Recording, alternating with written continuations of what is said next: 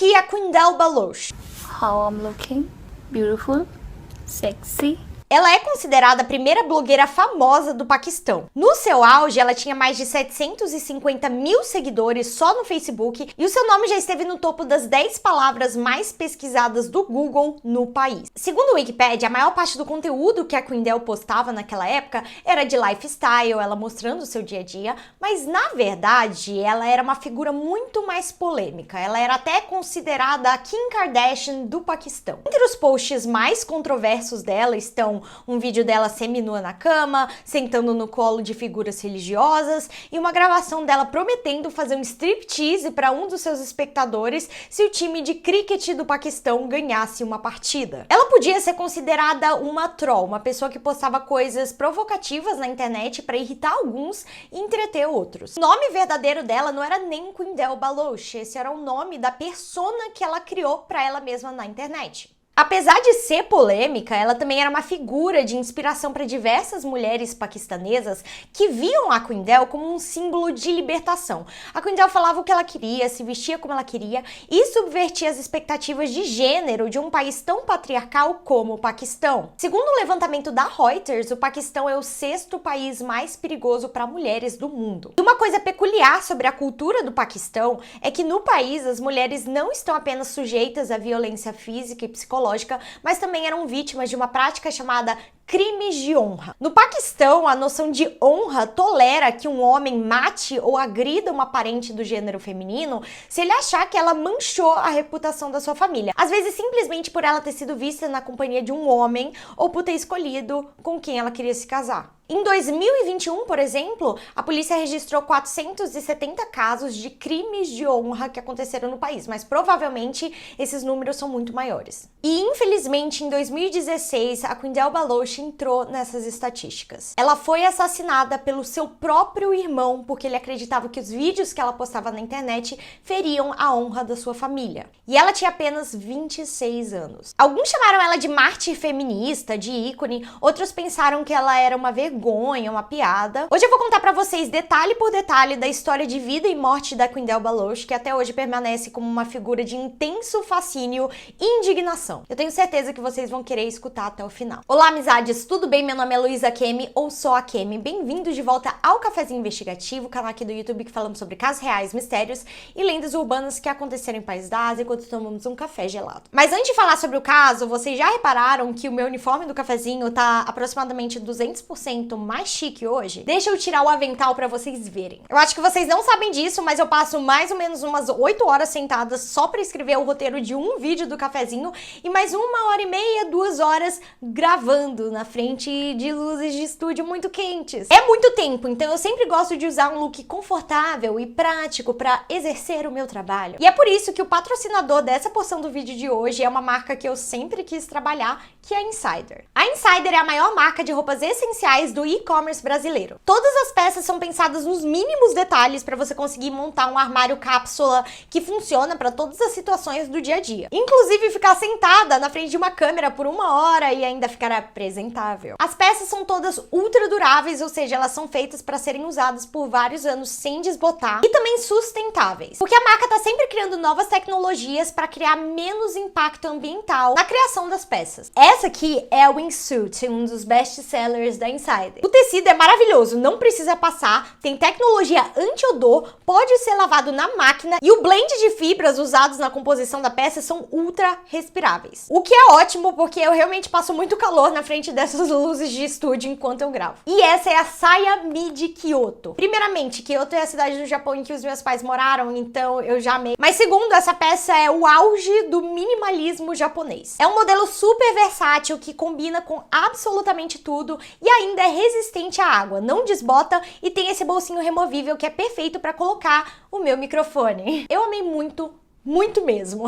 A Insider tem várias outras peças incríveis, inclusive modelos masculinos, então eu vou deixar aqui na minha descrição o link para vocês darem uma olhada. Eu também tenho um cupom de desconto para vocês utilizarem, que é investigativo. Eu quero todos os meus inscritos lindos e confortáveis, sim. Obrigada, Insider, por patrocinar essa porção do vídeo e a todos vocês que apoiam os nossos patrocinadores. Assim nós podemos trazer mais conteúdo de qualidade para vocês. De volta ao caso. Apesar da imagem da Qyndell Baloch hoje ser de uma mulher super sexy, super sincera, nem sempre foi assim. A Qyndell nasceu com o nome de Fuzia Azim em uma mini cidadezinha do interior do Paquistão em março de 1990 em uma família de 11 pessoas. Ela tinha 8 irmãos no total, 6 irmãos homens e 2 irmãs. A sua família era extremamente humilde, os seus pais trabalhavam como fazendeiros para conseguir sobreviver e apesar de ser muita gente nessa família, eles tinham uma casa pequena, então várias pessoas tinham que dividir o mesmo quarto. Como eu falei antes, o Paquistão ainda é um país muito patriarcal, mas agora imagina como é que era a situação numa cidade do interior nos anos 90. Pelo que eu li, essa cidade era tão, mas tão pequena que ela parecia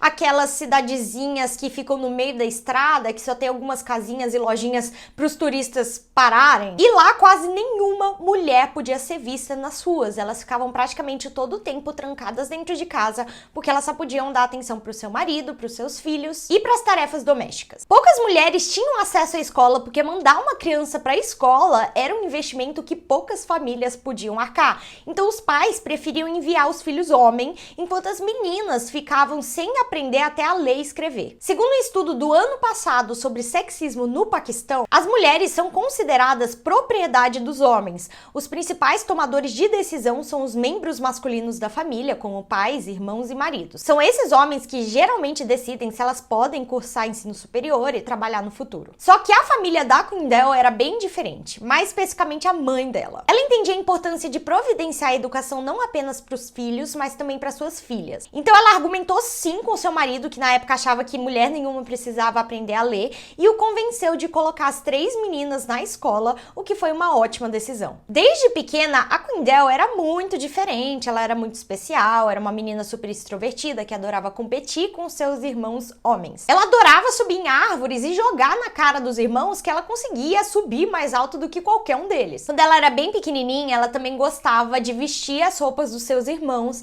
e sair pela rua para brincar com outros meninos, se sujar, ser uma criança normal. O pai dela também contou que teve uma vez que ela quase que obrigou ele a deixar a Qyndell andar de moto, porque ela tinha visto outros meninos da idade dela andando e ela se perguntava, se eles podem, por que que eu não posso? Uma irmã dela também contou que a Qyndell sempre deixou muito claro que ela nunca teve interesse de se casar e que ela nunca queria usar burca para sair de casa. Segundo todos os seus familiares, a Qyndell sempre foi assim, ela nunca teve medo de ninguém. Ela tinha grandes sonhos, sonhos grandes demais para uma cidadezinha tão pequena como aquela. Ela queria se tornar uma mulher independente, conseguir mudar a situação financeira da família dela e virar um ícone da sua cidade. Mas como ela faria isso? Bom, tudo começou com uma TV. Na cidade em que a Qyndell vivia, o único acesso que ela tinha ao mundo exterior era através da TV. E olha que no começo ela nem tinha TV em casa, ela tinha que ir na casa das suas amigas para assistir os programas que ela simplesmente amava. Ela sentia como se o mundo tivesse se abrindo diante dos seus olhos. Era através da televisão que ela conseguia ver mundos que ela nem imaginava que existiam. No começo, o pai da Qyndell se recusava a comprar uma televisão para casa, e é aí que a mãe dela entra em cena de novo. A mãe foi juntando um dinheirinho aqui, um dinheirinho ali, até que ela conseguiu dinheiro suficiente para comprar uma televisão.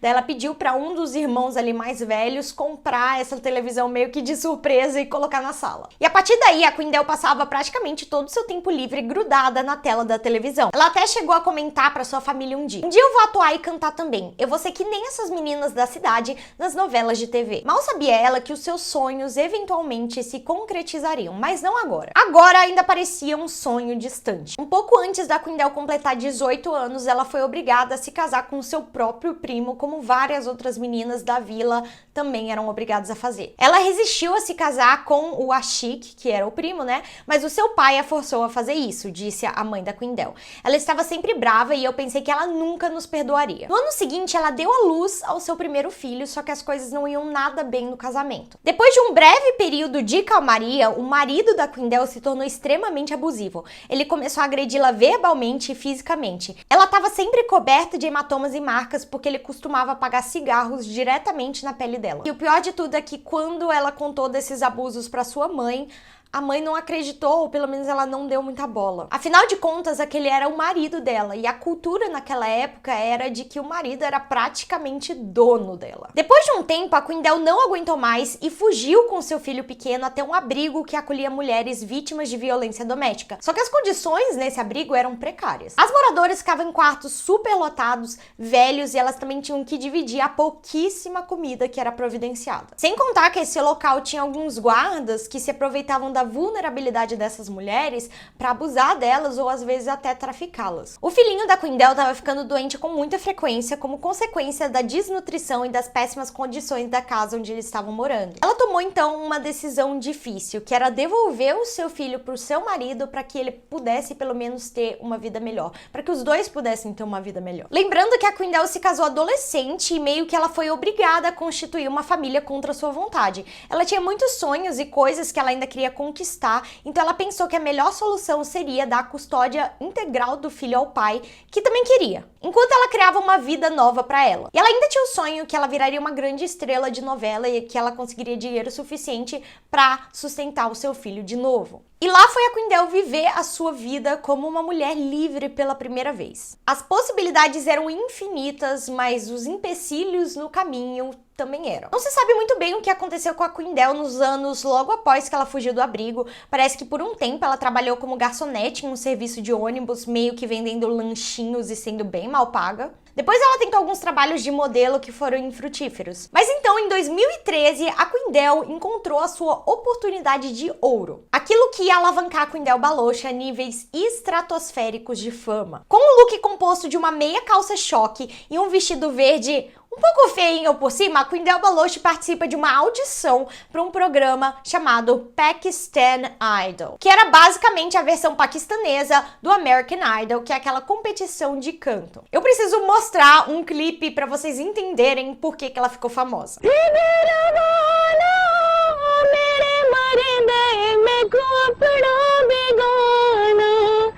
Ela não ficou famosa porque ela tinha uma voz maravilhosa, inacreditável, não. Ela ficou famosa porque ela tinha roupas e uma personalidade muito excêntrica. E isso cativava as pessoas. Esse vídeo dela cantando viralizou na internet e desde esse primeiro momento de fama, a Quindel começou a dividir opiniões. Alguns achavam ela vergonhosa, escandalosa, outros achavam ela meio esquisitinha, mas charmosa. Definitivamente tinha algo de especial nela. Um adendo, ok? A Quindel foi rejeitada nesse primeiro round de audições e ela não pôde participar do programa, porque os jurados acharam a voz dela um pouco estridente. Mas ao que tudo indica, inclusive a Quindel falou disso posteriormente, foi tudo armação entre a produção e a Quindel, porque a gente sabe que esses programas às vezes ganham mais audiência com as audições que são ruins, com as pessoas que cantam mal, do que com as pessoas que cantam bem. Até porque a Quindel até que canta razoavelmente bem, então ela meio que criou um personagem na TV, inventando que ela cantava mal, só para ganhar a atenção das pessoas. Nesse momento, a Quindel aprendeu duas coisas: que ser excêntrica e polêmica chama a atenção das pessoas e que a internet é um lugar interessante para lançar carreiras. Afinal de contas, foi na internet que ela viralizou, não na mídia tradicional, na televisão, como ela sempre sonhou. Na internet, ela não precisava agradar uma emissora para conseguir ter tempo de tela.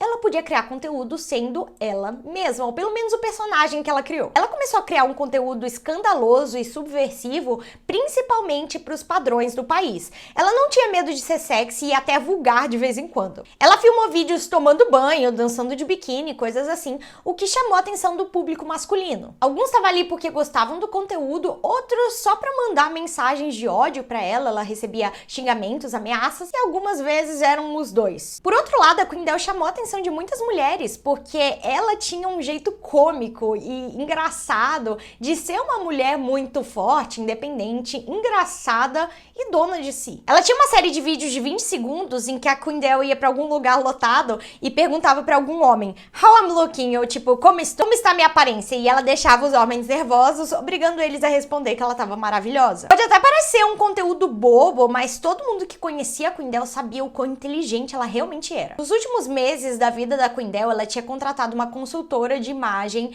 e essa consultora contou que a Quindel, ela se preocupava muito com o conteúdo que ela fazia. Ela estava sempre ligada nas novas tendências, ficava fazendo o brainstorm de que tipo de conteúdo realmente ia viralizar e ela gravava quantas vezes fosse necessário para ficar perfeito. O seu perfil nas redes sociais foi crescendo cada vez mais e as oportunidades começaram a chegar. Em 2014, ela fez propaganda para uma empresa de óleo de cozinha e outra distribuidora de filmes, então sim, as publis começaram a chegar e ela começou a mudar de vida. Ela já estava ganhando uma quantidade de dinheiro suficiente para se mudar para um novo apartamento numa região mais nobre da cidade, ela comprou um carro e ela começou a mandar dinheiro para sua família. Ela fez uma reconciliação com a sua família, que estava muito chateada com ela pelo fato dela ter abandonado o marido e a criança, e ela conseguiu providenciar uma nova casa para os seus pais e para os seus irmãos, para que eles não tivessem que morar naquela cidadezinha pequena, naquela casa minúscula. Isso era um sonho que ela sempre quis, ela sempre pensou na sua família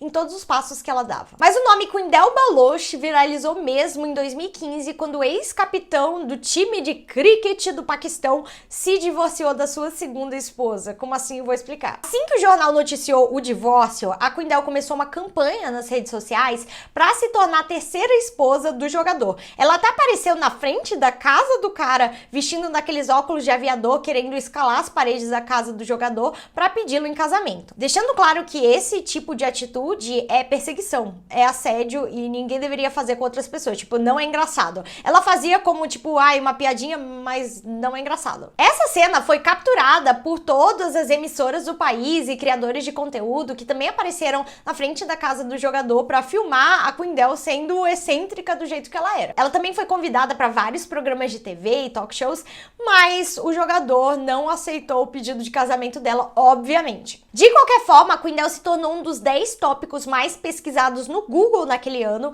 e milhões de pessoas passaram a conhecer essa figura polêmica. Os posts dela foram ficando cada vez mais provocativos, alguns até fazendo piada de políticos e figuras importantes. Mas o vídeo que realmente foi o começo do fim para Quindel foi postado em junho de 2016. E esse vídeo selou o destino dela. Quindel foi convidada para participar de um talk show lá no Paquistão, juntamente com outro convidado, que era um clérigo chamado Mufti Quadri. O Quadri também era uma figura polêmica no país, mas de uma forma totalmente oposta a Quindel. Ele era um homem super conservador, super religioso, com um longo histórico de críticas a modelos e influenciadoras paquistanesas. Tipo, ele tava sempre falando mal de mulheres por aí. Então o objetivo desse programa era juntar essas duas figuras aparentemente opostas, um homem que era uma figura religiosa, machista, com uma blogueira que tinha essa imagem de escrachada. Provavelmente a blogueira mais famosa do país a esse ponto. A conversa, ao contrário do que muitos pensavam, foi amigável no geral.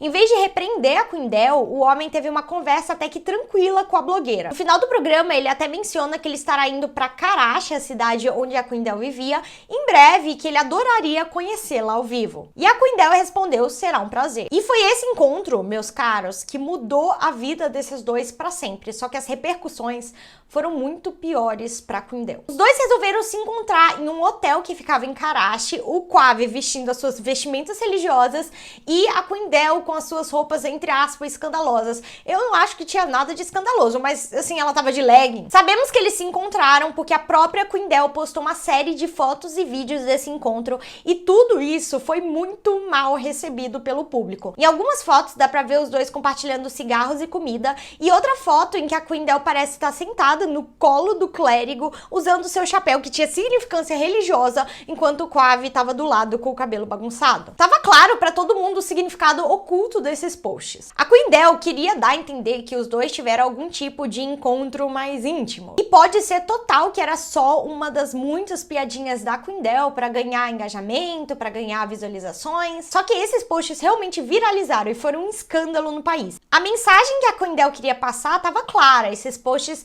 pareciam um golpe direto no estômago dos homens do país que repreendiam mulheres, entre aspas, soltas e as humilhavam na mídia, mas que no sigilo ficavam com elas. O Mufti Quadri foi suspenso da sua posição religiosa e expulso do seu partido político depois desse escândalo. A A Quindel, por outro lado, ficou mais famosa do que nunca, mas se antes ela tinha mais admiradores, agora ela tinha mais haters, pessoas que eram desse lado mais conservador do país, que odiavam a figura dela. O sentimento nacional era: se essa mulher consegue tentar um homem de fé dessa forma, ela é uma ameaça à vida de todos os pobres homens puros desse país. Agora ela foi longe demais. E aquele ex-marido fez entrevistas contando que ela tinha abandonado ele e os filhos, as pessoas começaram a descobrir dados pessoais da Quindel e ela começou a receber ameaças de morte. Em junho de 2016, as mensagens estavam tão agressivas que ela apelou para o ministro do Paquistão para conseguir algum tipo de segurança policial, mas ela foi ignorada. A Quindel decidiu se tornar um pouco mais low profile nessa época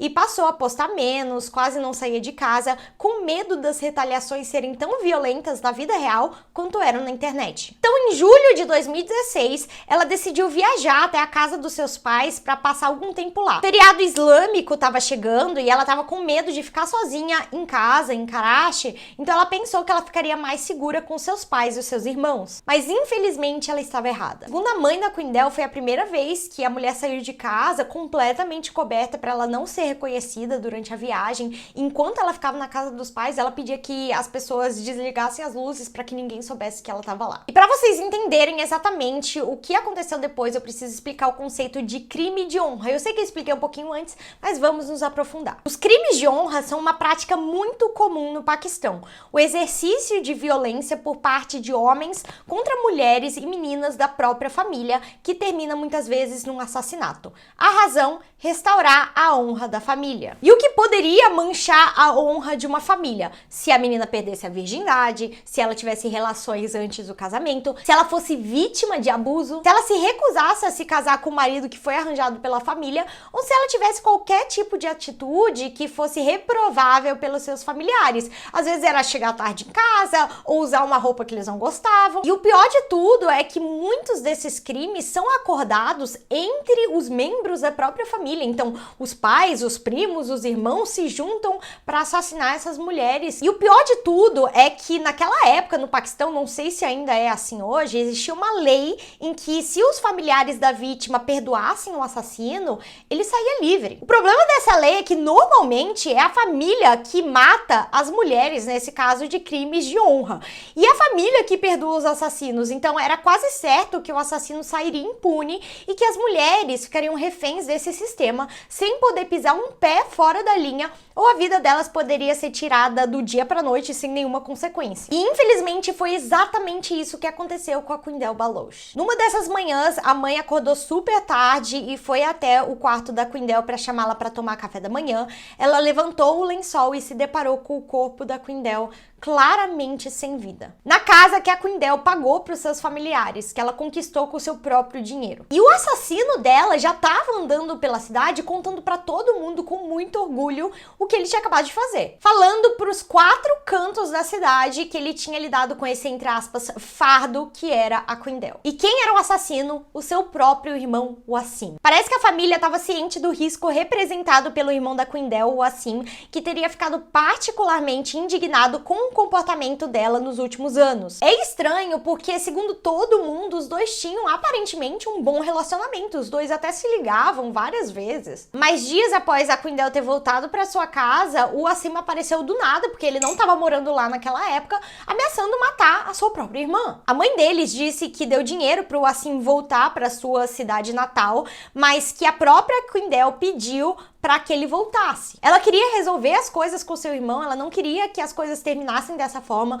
Os dois conversaram e aparentemente estava tudo ok. Eles jantaram em família e o Wassim até preparou tipo um leite doce que seria a sobremesa de todo mundo. Mais tarde ele confessou que ele colocou sedativos no leite para que todo mundo da família apagasse e ele foi na calada da noite no quarto da Quindel e a asfixiou até a morte. Ele literalmente falou o seguinte numa coletiva de imprensa: a razão do assassinato foi o fato dos vídeos dela estarem viralizando no Facebook e nos noticiários. Nossa família não toleraria isso. Sim, eu a matei ontem à noite. Estrangulei-a até a morte e não tenho vergonha de tê-la matado. Lembra que eu falei pra vocês sobre aquela lei que se os pais perdoassem o assassino, ele saía impune? Então, todos os irmãos da família foram até a casa dos pais, implorando para que eles perdoassem o seu irmão. Todos os homens ali da família estavam achando super ok essa atitude, mas em uma raríssima reviravolta de eventos, os pais decidiram não perdoar o Wassim. Em entrevistas, o pai foi até filmado dizendo que queria pena máxima pro seu filho. Não posso perdoá-lo,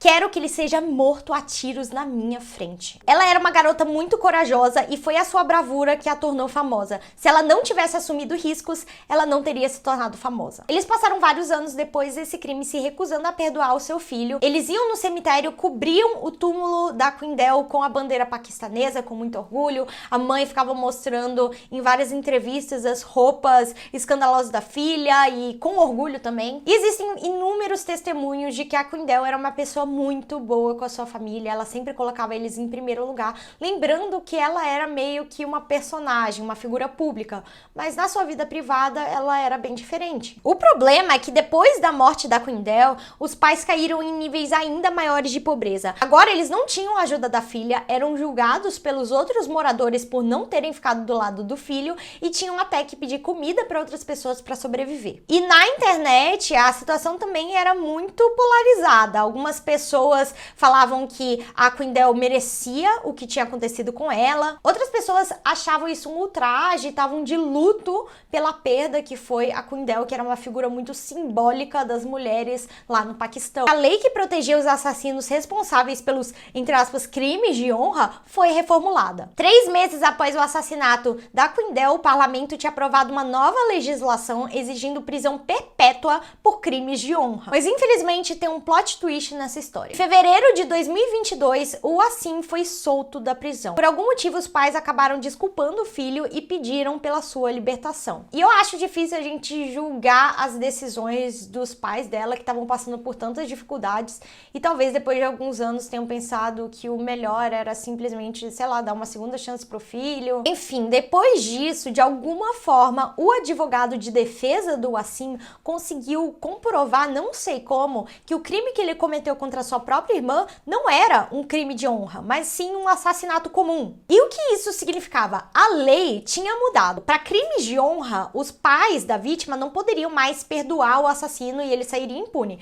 Mas em todos os outros casos de assassinato, ainda era assim. Se os pais perdoassem, o assassino saía livre. E de alguma forma, esse advogado conseguiu comprovar que foi um assassinato normal, entre aspas, e não de honra, o que não faz o menor sentido, porque o Wassim saiu pelos 4 cantos, foi filmado, falando com todas as palavras que ele matou a irmã pela honra da família. O livro foi escrito sobre a vida e morte da Qindell. Eu não li ele por completo, apenas alguns trechos para conseguir escrever esse roteiro, mas fica claro que até hoje muitas pessoas se interessam pela figura simbólica da Qindell. Ela não era uma pessoa perfeita, longe disso, ela cometeu muitos erros e eles não podem ser ignorados, mas a existência da Qindell significava, no geral, algo maior que ela. Eu vou encerrar esse vídeo lendo um trecho da resenha desse livro que eu li e que apresenta mais ou menos os sentimentos das pessoas sobre esse caso. Tragicamente, para Qindell Baloch, o que os homens paquistaneses adoravam amar no privado, eles também adoravam criticar em público. Fantasias sexuais ou as mulheres que fazem parte delas devem ser humilhadas com a mesma ferocidade com que os seus corpos são desejados. Foi essa verdade que levou à morte de Qindell naquele dia de verão, que terminou com as mãos do seu irmão em volta do seu pescoço. Qindell sabia que a própria existência de uma mulher independente, que tinha uma vida interior e os seus próprios desejos, era o espetáculo mais fascinante de todos. Sua morte não deveria ser reduzida à triste, mas simples história de um assassinato de honra em uma pequena cidade do Paquistão. Isso colocaria nitidamente a culpa na família e na tradição, obscurecendo o fato de que o seu assassinato estava diretamente ligado à misoginia na internet, que é, em todos os lugares em que cria raízes, um resultado da aversão dos homens à sua própria luxúria e à raiva em relação às mulheres que são objetos dela. Nossa, eu arrepiei. Eu nunca conseguiria escrever um parágrafo tão bem estruturado como esse. Eu fiquei assim... Como sempre, vou colocar esse link e todas as fontes na descrição do vídeo. E lembre-se, se vocês tiverem medo de dormir de noite, mantenham-se cafeinados. Voltamos de volta na semana que vem, terça-feira, ao meio-dia, com mais um vídeo.